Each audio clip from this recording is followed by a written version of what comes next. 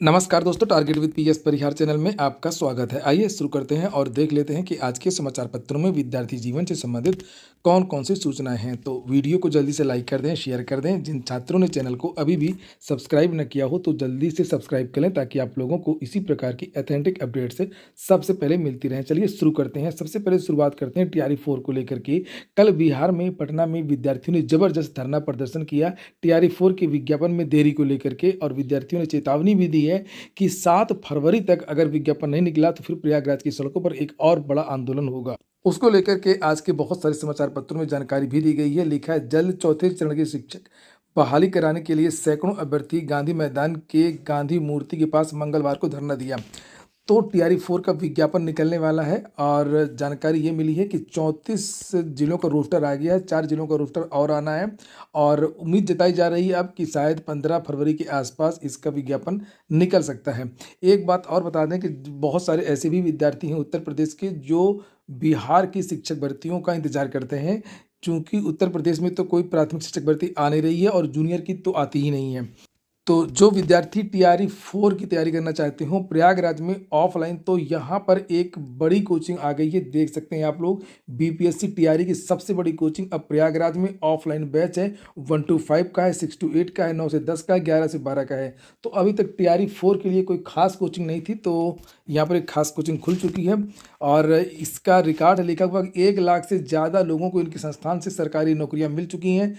स्वराज भवन के सामने कामधेनु रेस्टोरेंट के बगल में ये कोचिंग है। 7739295552 ये इनका कॉन्टैक्ट नंबर है और बैच स्टार्ट हो जाएंगे 23 फरवरी से। ये देखिए, तो बहुत सारे विद्यार्थी पूछते भी रहते हैं कि सर टीआरई 4 के लिए या शिक्षक भर्ती के लिए कोई कोचिंग बताइए। तो यहाँ पर शिक्षक भर्ती के लिए खास तौर से ये कोचिंग है जिसका नाम है द ऑफिसर्स एकेडमी। याद रखिएगा, कोचिंग का नाम है द ऑफिसर्स एकेडमी। टीआरई 1, 2, 3 में भी इस संस्थान से रिकॉर्ड सिलेक्शन हुए हैं। और देखिए कि इसमें क्या लिखा हुआ है। लिखा है, जल्द चौथे चरण के शिक्षक बहाली के लिए सैकड़ों अभ्यर्थियों ने गांधी मैदान के गांधी मूर्ति के पास मंगलवार को धरना दिया, और अभ्यर्थियों ने कहा कि अगर जल्दी बीपीएससी को अधियाचना नहीं भेजी गई तो 7 फरवरी को हजारों अभ्यर्थी सड़क पर उतर करके प्रदर्शन करेंगे। पिछले 1 साल से रिक्ति अधर में अटकी हुई है, और अभ्यर्थियों ने यह भी कहा कि तीसरे चरण की नीति पूरी होने के बाद से अभ्यर्थी लगातार अगले चरण का इंतजार करें। चूंकि अब चुनाव हो चुके हैं, सरकार को जल्दी नहीं होता है। ये होता भी है, चुनाव के बाद में जो सरकारें हैं वो सुस्त हो जाती हैं। वहीं पर विद्यार्थी पदों की बढ़ाने को लेकर के भी बात कर रहे हैं। सरकार ने पहले कहा था कि 1,20,000 पदों पर वैकेंसी होगी, उसके बाद में 40,000 पदों की बात की गई और बाद में 25 से 27,000 की बात की गई है। देना पड़ेगा, वो भी बेहतर सीटों के साथ देना पड़ेगा। फिर से लाठियां चलेगी, लाठी खाने को भी तैयार हो जाएंगे। बिल्कुल लाठी खाएंगे। हर बार सिर्फ छात्रों को छलने का काम कर रहे, सिर्फ झूठ झूठ झूठ। ये कुछ दिन में जो सवाल पूछेगा कि कौन सा ऐसा राज्य है जो पंचवर्षीय योजना का प्रैक्टिकल कराता है, तो बिहार वहां पे हम लोग टिक करेंगे। पटना के गांधी मैदान। नहीं, वो तो उत्तर प्रदेश है, पंचवर्षीय योजना। दुश्मन के छाती पर चढ़ जा और भूख से तरफ के मरवा का है, मरही के बाद तो लड़के मर जाए। आप क्यों लड़ रहे हैं भैया? अब जब पूछ दिए तो सुन लीजिए भैया। मैं छात्र हूँ। 29 दिसंबर से पहले अमन कुमार को कोई नहीं जानता था, ना अनिकेत जी जानते थे, ना अनिकेत जी का माइक जानते कि कौन सा ऐसा। चलिए अब आते हैं, अगली सूचना है यूजीसी नियमों के खिलाफ देश भर में प्रदर्शन, वापस लेने की मांग। दिल्ली में विद्यार्थियों ने यूजीसी मुख्यालय को घेरा, मांगों की सूची सौंपी। यूपी में भी जगह जगह प्रदर्शन हो रहे हैं और शिक्षा मंत्री धर्मेंद्र प्रधान का बयान है कि किसी के साथ में भी नहीं होगा भेदभाव। और यहाँ पर प्रयागराज में प्रतियोगी छात्र प्रतिनिधिमंडल ने भी इसका विरोध किया है। यूजीसी के नए नियम को संशोधित करें। शीतला प्रसाद ओझा ने कहा कि यूजीसी के नए नियम का विरोध करते हुए कहा कि सरकार तत्काल यूजीसी के नए नियम को तत्काल संशोधित करे, जिससे सामान्य वर्ग के अभ्यर्थियों के सम्मान, स्वाभिमान और शिक्षा पर कोई असर न हो। और उन्होंने कहा कि सरकार को सोची समझी नीति के कारण सामान्य वर्ग का छात्र आज सड़क पर उतरने को मजबूर है, और ऐसे में सरकार को तत्काल संज्ञान में लेकर के यूजीसी के काले कानून को वापस लेना चाहिए था, अन्यथा की स्थिति में यह विरोध जारी रहेगा और 2027 के विधानसभा चुनावों में भी इसका असर देखने को मिलेगा। यूजीसी के बिल का अधिवक्ताओं ने भी प्रदर्शन किया है, उसको लेकर के भी जानकारियां दी गई। उत्तर प्रदेश लोक सेवा आयोग ने कल एक नोटिस जारी की है, उसके बारे में जानकारी दी गई है, और ये नोटिस है कंप्यूटर सहायक भर्ती की। कंप्यूटर सहायक भर्ती, ये देखिए लिखा हुआ, कंप्यूटर सहायक भर्ती लोक सेवा आयोग की परीक्षा 6 फरवरी को होगी और इन विद्यार्थियों के एडमिट कार्ड वेबसाइट पर अपलोड कर दिए गए हैं, तो जाकर के ये विद्यार्थी देख लें। बाकी सारी वही बातें लिखी हुई हैं कि 1.5 घंटे पहले जो है गेट खुल जाएगा, 45 मिनट पहले गेट बंद हो जाएगा और नया वाला नकल कानून लागू हो चुका। अगली सूचना है माइग्रेशन और आरक्षण के विवाद को लेकर के है, और शिक्षा सेवा चयन आयोग को लेकर के एक सूचना है। असिस्टेंट प्रोफेसर भर्ती 2022 में आवेदन फॉर्म में मांगा सुधार। एक छात्रा है जिसने ईडब्ल्यूएस के तहत आरक्षण को लेकर के आवेदन किया था और उसका ये कहना है कि उसके नंबर जो कट ऑफ थी उससे ज़्यादा थे, लेकिन उसका चयन ईडब्ल्यूएस की वजह से नहीं हुआ, चूँकि ईडब्ल्यूएस की कट ऑफ ज़्यादा थी। और विद्यार्थी छात्रा का कहना है कि ईडब्ल्यूएस से हटा करके उसको समान कैटेगरी में कर दिया जाए, तो जो विंडो है उसको खोल दिया जाए और जिससे वो अपनी कैटेगरी चेंज कर सके। तो इस तरीके का एक और विवाद आया था पीसीएस में, आपको अगर आपको याद आ रहा हो, वैष्णवी पाठक का एक मामला था। दिव्यांग जन कोटे के तहत उसने आवेदन किया था और दिव्यांग जन में भी अलग अलग कैटेगरी होती हैं, कई प्रकार के दिव्यांग होते हैं। तो कुछ handicapped, both leg, single leg, eye वाला, दंत, बहुत सारे होते हैं। तो उसमें से जिस कैटेगरी के लिए उसने आवेदन किया था दिव्यांग में, उस कैटेगरी की सीट नहीं थी और यही कारण हुआ। उस छात्रा वैष्णवी पाठक का ये कहना था कि उसके 99 प्रश्न सही थे, लेकिन उसका जो चयन नहीं किया गया, जबकि कट ऑफ 90-92 के आसपास बताई गई थी। हालांकि फिर विद्यार्थी कोर्ट चले गए। और वही बात यहाँ पर भी लिखी हुई है कि इस छात्रा ने आवेदन किया है ईडब्ल्यूएस और उस विषय की ईडब्ल्यूएस में सीट ही नहीं थी। तो ईडब्ल्यू जैसे मान लीजिए जनरल की सीटें हैं, ओबीसी की हैं, एससी की हैं, एसटी की हैं और ईडब्ल्यूएस की सीटें नहीं हैं। कभी कभी ऐसा होता है, अगर पद बहुत कम होते हैं तो कहाँ से देंगे। तो अगर आपने ईडब्ल्यूएस के लिए ही आवेदन किया है तो उसी कैटेगरी में चूंकि रखा जाता है। नियम ये है, माइग्रेशन किया नहीं जाता, माइग्रेशन लास्ट में होता है जब इंटरव्यू हो जाता है। असिस्टेंट प्रोफेसर भर्ती में इंटरव्यू होता है। विज्ञापन संख्या 22 की बात हो रही है जो रद्द कर दी गई है नकल की वजह से। अब छात्रों को ये डर लग रहा है कि अगर दोबारा परीक्षा हुई तब भी इसका चयन नहीं होगा, क्योंकि उस जिस कैटेगरी के तहत ये आवेदन कर रही है बार बार ईडब्ल्यूएस के तहत, उस कैटेगरी में सीट ही नहीं है। जब सीट ही नहीं है तो और माइग्रेशन होता नहीं है तो इसका चयन कैसे होगा। तो वही बात यहाँ पर लिखी है कि उत्तर प्रदेश उच्चतर शिक्षा सेवा चयन आयोग की असिस्टेंट प्रोफेसर भर्ती परीक्षा विज्ञापन संख्या 51/2022 में कुछ विषय ईडब्ल्यूएस श्रेणी की सीट न होने के कारण आवेदन सामान्य श्रेणी में समायोजित किए जाने अथवा आवेदन में त्रुटि सुधार का अवसर दिए जाने की मांग की गई है। इस संबंध में शिक्षा शास्त्र विषय की कानपुर की महिला अभ्यर्थी ने आयोग को ईमेल से पत्र भेजने के साथ पंजीकृत डाक से भी पत्र भेजा है। आरोप लगाया कि घोषित परिणाम के साथ में जारी किए गए कट ऑफ अंक से अधिक अंक होने के बाद साक्षात्कार के लिए सफल नहीं घोषित किया गया। अब यह भर्ती परीक्षा रद्द कर दी गई है। और इस आप लोगों ने वीडियो को लाइक नहीं किया होगा, आजकल आप लोग भूल जा रहे हैं, तो आप लोग वीडियो को लाइक अवश्य किया करिए और वीडियो को पूरा देखा करिए लास्ट तक। आगे लिखा कि इसलिए सुधार या समायोजन का अवसर दिया जाए जिससे चयन का अवसर मिल सके। और भेजे पत्र के अनुसार अभ्यर्थी ने सहायक आचार्य शिक्षा शास्त्र विषय कोड 38 पद के लिए ईडब्ल्यूएस से आवेदन किया था और दावा किया है कि 2025 में आयोजित हुई परीक्षा में उन्हें 84 अंक प्राप्त हुए थे, जबकि संबंधित विषय का कट ऑफ 80 था। 80 से 4 अंक ज़्यादा था, लेकिन इसका चयन नहीं हुआ। और चयन नहीं क्यों नहीं हुआ, मैंने बताया ना कि जिस कैटेगरी के तहत इसने आवेदन किया था ईडब्ल्यूएस के तहत, उस कैटेगरी में सीट नहीं थी। और लिखा है यहाँ पर कि साक्षात्कार की सूची में उसका नाम नहीं है। इस संबंध में उन्होंने आयोग को ईमेल व भौतिक रूप से प्रार्थना पत्र भी दिया और लिखा है कि उस पर कुछ निर्णय मिलता कि उसके पहले ही आपकी भर्ती पूरी रद्द कर दी गई। अब 18-19 अप्रैल को परीक्षा है। तो छात्रा ये कहना कि जो भी है आवेदन करता है उसका ये कहना है कि अगर मैं कितना भी नंबर ले आऊँ तो मेरा चयन नहीं होगा ईडब्ल्यूएस में, चूँकि ईडब्ल्यूएस में सीट नहीं है। तो इसी को बदलने की मांग की गई। अच्छा, ये कानून जो माइग्रेशन वाला है ना, वाकई बहुत गलत है। और यही कारण है कि जब पीसीएस का रिजल्ट आता है, आरओ का रिजल्ट आता है उत्तर प्रदेश में इस तरीके से, तो इस तरीके के विवाद आते हैं और लोग सोचते हैं घोटाला हो गया, कुछ गड़बड़ी हो गई और किसी का 80 पे चयन हो गया और किसी का 85 पे चयन नहीं हुआ, किसी का 75 पे चयन हो गया, किसी का 92 पे चयन नहीं हुआ। तो वो क्या मामला है, वो इसी तरीके का मामला है। तो इसी मामले को लेकर के हालांकि सुप्रीम कोर्ट ने गाइडलाइन जारी की है कि अगर नंबर ज़्यादा है, जैसे ईडब्ल्यूएस का मामला ही देख लीजिए, अगर नंबर ज़्यादा है तो उसको जो जनरल कैटेगरी की जो सीटें हैं वो उसमें उसको माइग्रेट किया जाए, चाहे वो कोई भी चरण हो।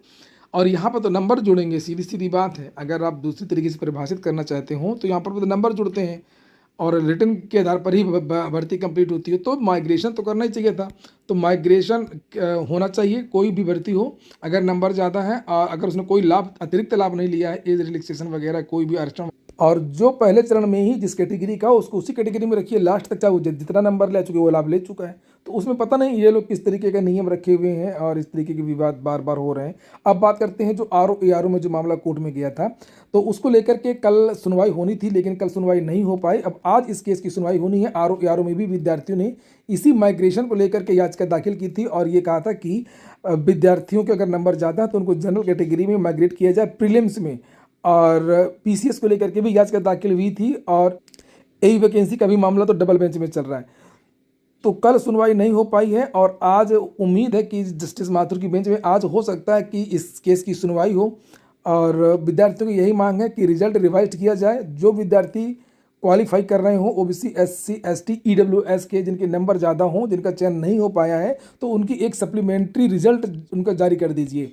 जिनकी भी निश्चित कट ऑफ, जो भी जनरल का कट ऑफ हो, अगर उससे ज़्यादा नंबर है तो इनका सारे ओबीसी एससी एसटी ईडब्ल्यूएस के जो भी विद्यार्थी हों उनका एक सप्लीमेंट्री रिजल्ट जारी करिए और उन विद्यार्थियों को भी मुख्य परीक्षा में बैठा दें। ये मांग है विद्यार्थियों की। आज के समाचार पत्रों में कुछ भर्तियों के बारे में जानकारी दी गई है, जल्दी जल्दी उसको भी देख लेते हैं। शॉर्ट एडवर्टीजमेंट के निकला doctor Rajendra Prasad central agricultural university से ऑनलाइन आवेदन मांगे गए हैं विभिन्न प्रकार के पदों का, तो इसको देख लीजिए। डिप्यूटेशन के आधार पर ये पद भरे जाएंगे। तो यहाँ पर ये लिखा हुआ है कि जो वेरियस एडमिनिस्ट्रेटिव पोस्ट हैं वो डिप्यूटेशन के आधार पर, और जो मेडिकल ऑफिसर की पोस्ट है वो डायरेक्ट भर्ती उसकी होगी। तो अधिक जानकारी आप लोगों को वेबसाइट से मिल। सुभारती यूनिवर्सिटी से भी वैकेंसी आई है। यहाँ पर देखिए लिखा है we are hiring assistant professor. ये देखिए आप लोग, इंजीनियरिंग का, मैनेजमेंट का और होटल मैनेजमेंट में assistant professor, faculty of science में असिस्टेंट प्रोफेसर, इस तरीके के बहुत सारे पदों पर सुभारती यूनिवर्सिटी से वैकेंसी निकली है। तो इसको भी आप लोग देख सकते हैं कि ऑफिशियल वेबसाइट पर चले जाइए, अथवा यहाँ पर ये कुछ नंबर लिखे हुए हैं, यहाँ पर भी आप लोग देख सकते हैं। अधिक जानकारी मैं इसलिए नहीं दूंगा कि बहुत सारी सूचनाएं। आर्मी पब्लिक स्कूल लखनऊ से भी वैकेंसी आई है। लोकल सिलेक्शन है, ये नॉन टीचिंग का पद है, क्लर्क वगैरह का पद है। नीचे यहाँ पर लिखा भी है उसके बारे में कि कौन कौन से पद हैं। जैसे लिखा हुआ है कि एटीएल इंस्ट्रक्टर टीजीटी का पद है, और असिस्टेंट लाइब्रेरियन का पद है, लोअर डिवीजन क्लर्क का पद है, हॉस्टल क्लर्क का पद है। ये सब एडहॉक बेसिस पे हैं। तो ये वेबसाइट है apsnrlakhnau.org। एक और वैकेंसी है ईसीसीई एजुकेटर की, जो वैकेंसियाँ अलग अलग जिलों में चल रही हैं उसको लेकर के पेपर में भी आज आया है। और ये वैकेंसी आई है अमेठी से। ऊपर लिखा हुआ है देखिए जनपद अमेठी। पदों की संख्या काफ़ी ज़्यादा है और लगभग 130 पदों पर ये भर्ती हो रही है। और ये एजेंसी है और यहाँ पर ये सेवा योजना पोर्टल से आप लोग आवेदन करेंगे। यहाँ पर लिखा हुआ है ये जितनी भी आउटसोर्सिंग भर्तियाँ होती हैं, ज़्यादातर 99% भर्तियाँ सेवा योजना पोर्टल से ही होती हैं। आप लोग साइबर कैफे वाले के पास जाकर के पूछ सकते हैं किस तरीके से क्या भरना है। लिखा है स्नातक परीक्षा में गृह विज्ञान मुख्य परीक्षा के साथ में न्यूनतम 50% अंक होने चाहिए। आरक्षित वर्गों को नियमानुसार न्यूनतम अंकों में 5% की छूट भी दी जाएगी। और नीचे अगर गृह विज्ञान नहीं है तो अगर आप नर्सरी अध्यापक शिक्षा या एनटीटीई या सिटी नर्सरी या डीपीएसई किए हुए हैं तो भी आप लोग आवेदन कर सकते हैं। ये बस ये है कि 40 वर्ष से अधिक की आयु ना हो। मानदेय मिलेगा 10,313 रुपये। तो अगर ये योग्यता है तो संविदा के आधार पर 10,000 रुपये के लिए आप लोग ये नौकरी कर सकते हैं। नीचे जिला समन्वयक का भी एक पद है। ये भी अलग अलग जिलों से वैकेंसी निकल रही है। MBA होना चाहिए इसके लिए योग्यता, प्रथम वरीयता 60% अंकों के साथ में, अथवा PGDM हो तो भी आप लोग आवेदन कर सकते हैं। और इसके साथ में कुछ एक्सपीरियंस वगैरह नीचे लिखा हुआ है। इसको मिलेगा 40,000 रुपये का महीना और 21 से 45 के बीच के युवा आवेदन कर सकते हैं। हरियाणा कर्मचारी चयन आयोग से 4,871 पदों पर वैकेंसी आ गई है। 15 फरवरी इसकी लास्ट डेट है। बिहार पुलिस अवर सेवा से भर्ती चल रही है 78 पदों पर। अवर निरीक्षक मद्य निषेध की 27 फरवरी इसकी लास्ट डेट है। उत्तर प्रदेश में अलग अलग जिलों से आंगनवाड़ी की भर्ती चल रही है, आप लोग इसको भी देख सकते हैं। जानकारी दी गई है 50 पदों पर यह वैकेंसी आई है। लखनऊ से भी वैकेंसी चल रही है आंगनवाड़ी की, मैं आपको बता दूँ। और 31 जनवरी इसकी लास्ट डेट है। न्यूनतम आयु 18 वर्ष से 32 वर्ष।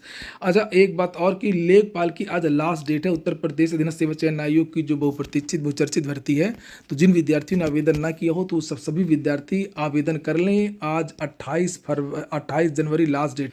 रिजर्व बैंक ऑफ इंडिया में भी 572 पदों पर वैकेंसी आई है। ऑफिस अटेंडेंट के पदों पर इसकी लास्ट डेट 4 फरवरी है। 18 से 25 के बीच के युवा यहाँ आवेदन कर सकते हैं। भातखंडे संस्कृति विश्वविद्यालय में भी 17 पदों पर भर्ती होगी। लिखा भातखंडे संस्कृति विश्वविद्यालय ने भारतीय शास्त्रीय संगीत, नृत्य और वाद्य कलाओं के संरक्षण एवं प्रचार प्रसार के लिए महत्वपूर्ण कदम उठाया है। और विश्वविद्यालय ने विभिन्न शिक्षकीय पदों पर भर्ती के लिए पुनः विज्ञापन जारी किया है, जिसके अंतर्गत विश्वविद्यालय के खाली पदों को भरा जाएगा। संगीत शिक्षा के 3 लेवल के 17 पदों के लिए विज्ञापन जारी कर दिया गया। तो ये बगल में लिखा भी वेतनमान वगैरह, कैटेगरी वगैरह, किस कैटेगरी कितने पद हैं इसको भी आप लोग देख सकते हैं। Jammu Kashmir service selection board से वैकेंसी एक कोई आई है यहाँ पर कांस्टेबल एग्जीक्यूटिव की, और इसकी लास्ट डेट 17 फरवरी है। इसको भी आप लोग देख सकते हैं। IIT जम्मू से नॉन टीचिंग के पद पर वैकेंसी आ गई है। 3 फरवरी इसकी लास्ट डेट है। इसके बारे में बहुत कम जानकारी दी गई है। अधिक जानकारी आपको iitjammu.ac.in वेबसाइट पर मिल जाएगी। क्लर्क बाबू वगैरह की भर्ती। इंडियन आर्मी में भी 350 पदों पर भर्ती चल रही है, जिसकी लास्ट डेट 5 फरवरी है। SSC तकनीकी पद है पुरुषों के लिए। आज के वीडियो में इतना ही। पूरा वीडियो सुनने के लिए बहुत बहुत धन्यवाद।